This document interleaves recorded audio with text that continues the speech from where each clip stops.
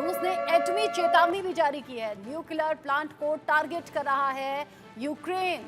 ये बड़ा इल्जाम भी लगा दिया। रूस लगातार इस तरह की बात कर रहा है और वो कह रहा है कि न्यूक्लियर प्लांट को टारगेट कर रहा है यूक्रेन। और ऐसा अंदर खाने खबर है कि रूस ये खुद से कर सकता है लेकिन नाम यूक्रेन का लगा सकता है। ये युद्ध की स्थिति में अक्सर ऐसा होता है, ये समीकरण बनते हैं। ऐसे में रूस भी आगे दिख रहा है। यूक्रेनी सेना रूस में दाखिल हो चुकी है और जो हालात अभी के बन रहे हैं वो किस तरफ इशारा कर रहे हैं ये मैं कर्नल सोढी से जानूं। लेकिन उससे पहले कुर्स्क में अजय यूक्रेन कैसे नजर आ रहा है वो आप जानिए। कुछ डिटेल्स हैं सामने आई हैं जो कि दर्शकों तक पहुंचाना जरूरी है। इसमें 93 रूसी बस्तियों पर कब्जा कर चुका है यूक्रेन, यानी कि यूक्रेनी सेना। 1263 वर्ग किलोमीटर इलाके पर कब्जा हुआ है। 4700 से ज्यादा सैनिक मारे गए हैं। सैकड़ों टैंक, आर्मर्ड व्हीकल तबाह कर दिए हैं यूक्रेनी सेना ने।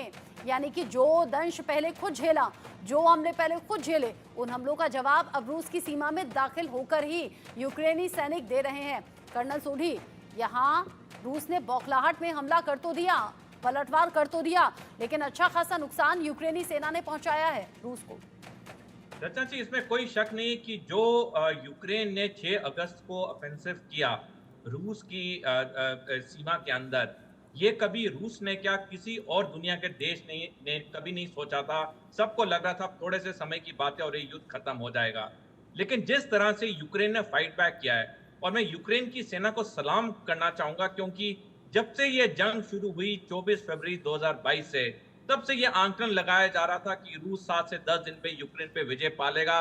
लेकिन जिस तरह से यूक्रेन की सेना जो एक अंडरडॉग थी, उनके पास सैनिक कम थे, उनके पास हथियार कम थे बनस्पत रूस के, जिस तरह से 300 दिन से ज्यादा उन्होंने फाइट बैक किया, खास करके जो उन्होंने ये बड़ा ऑफेंसिव किया है रूस की सीमा में 6 अगस्त को, ये वाकई में रूसी सेना को और उनके सैनिकों को सलाम देना बनता है। क्योंकि जब पूरी दुनिया सोचती थी कि यूक्रेन को कोई सफलता नहीं मिलेगी, इस समय जैसे आपने सही बताया कि 1263 स्क्वायर किलोमीटर पे इनका कब्जा होना वाकई में रूस के लिए शर्म की बात है।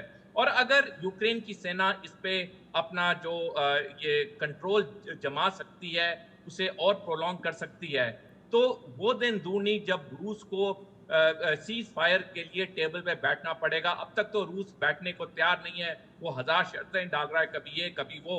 तो अब रूस वाकई में दबाव के नीचे आ चुका है कि ये जंग अगर लंबी चली और अगर रूस ने और अगर यूक्रेन ने और रूस की जमीन पे कब्जा किया, तो व्लादिमीर पुतिन के लिए और रूस के लिए बहुत शर्मनाक बात होगी। मैं एक आखिरी टिप्पणी करना चाहूंगा।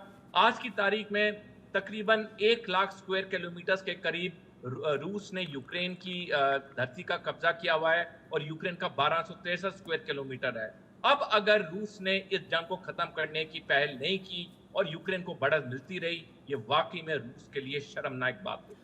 अब इसी शर्म से बचने के लिए, और वो भी इंटरनेशनल शर्म से बचने के लिए, रूस ने पलटवार भी कर दिया जिसमें अच्छा खासा नुकसान उसने यूक्रेनी सेना को भी पहुंचाया, जिसमें टैंक्स भी तबाह कर दिए गए और हथियारों का जो गोडाउन था वो भी नष्ट कर दिया गया। जो अभी का अपडेट है, मेजर जनरल रिटायर्ड सुधाकर जी मेरे साथ में जुड़ गए हैं डिफेंस एक्सपर्ट के तौर पर। मेजर जनरल सुधाकर, जो हालात हम यूक्रेन में देख रहे थे, बड़ी तबाही यूक्रेन ने देखी है। यूक्रेनी सैनिक और ज्यादा ताकत के साथ रूस की सीमा में दाखिल हो गए, लगातार गांवों और कस्बों पर कब्जा करते रहे। लेकिन रूस जिस पलटवार की उम्मीद थी, या ये कहिए अंदेशा था, अब वो पलटवार किया भी है। लेकिन अब आगे होगा क्या? रूस खुद को बचाएगा या यूक्रेन की सीमा में यूक्रेन को तबाह करेगा? रचना, सबसे पहले तहे दिल से धन्यवाद कि आपने मेरे को आपके शो में इनवाइट किया। हमारे व्यूअर्स को भी शुभकामनाएं। को पैनलिस्ट जाने माने साहब हैं कर्नल सोढी साहब, उनको हमारे बधाई हो। जहाँ तक आपकी सवाल है, मेरे विचार के मुताबिक ये लड़ाई 2 साल से ज़्यादा टाइमलाइन ऑलरेडी पार कर चुकी है। बात बिल्कुल सही है कि यूक्रेन पहली बार इस किस्म की एक आक्रामक, एक ऑफेंसिव ऑपरेशन लॉन्च करके 1000 से ज़्यादा स्क्वायर किलोमीटर रशिया की ज़मीन को उसने अख्तियार किया है। काफ़ी सारे गांव भी कैप्चर किए हैं, रशिया के टैंक्स और वॉर लाइक स्टोर्स को बर्बाद किया है। लेकिन हमें देखना पड़ेगा 2-3 चीज़। ये जो लड़ाई इतना लंबा खिंचती जा रही है, इसके कारण अलग अलग लोगों के लिए अलग अलग किस्म के कारण हैं।